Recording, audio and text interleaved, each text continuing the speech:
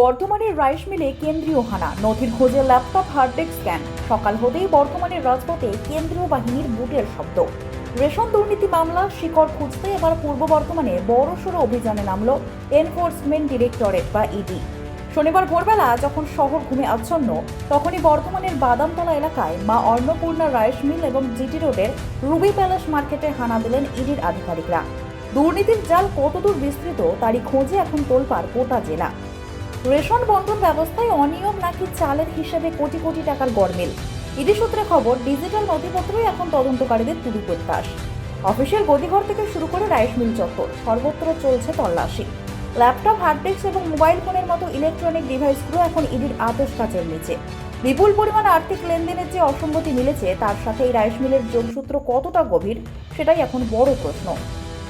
বিধানসভা নির্বাচনের মুখে এই হানা স্রেফ প্রশাসনিক নয়, বরং অত্যন্ত তাৎপর্যপূর্ণ রাজনৈতিক বার্তাও বহন করছে। রাইস মিলের অন্তরে যখন কেন্দ্রীয় বাহিনী নথিপত্র খতিয়ে দেখছে, বাইরে তখন সাধারণ মানুষের ভিড় আর গুঞ্জন। রেশন দুর্নীতির এই বড় চক্রের মূল পাণ্ডা কারা? এই গদিঘর থেকে কি নিয়ন্ত্রিত হতো দুর্নীতির ব্লুপ্রিন্ট? যদিও ইডি এখনো কাউকে গ্রেপ্তার করেনি, তবে বাজেয়াপ্ত নথির পাহাড় আগামী দিনে অনেক বড় মাথার ঘুম কেড়ে নিতে পারে।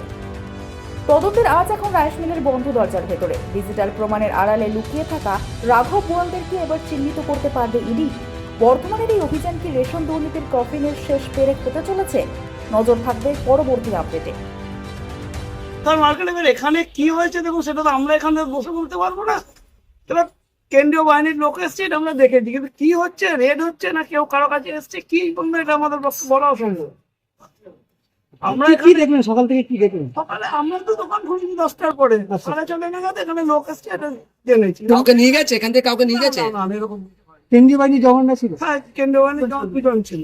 আচ্ছা, তিনজন লোক এসছে, বা কি হয়েছে সেটা আমরা কি করে বলবো বলুন? এইভাবে সকালে ঘুম থেকে মানে দোকান খুলে এসে দেখছেন যে কেন্দ্রীয় বাহিনী বা ইডি, এটা কি আতঙ্ক লাগছে না?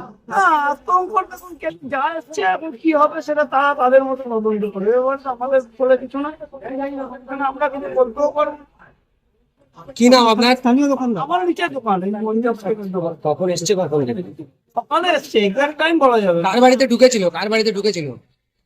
তিনতলায় কোনো গদিতে গেছে, কার গদিতে গেছে? কি চালের গদিতে? চাল গদিনি মার্কেট। কি নাম আপনার? আমার নাম রাজা চক্রবর্তী।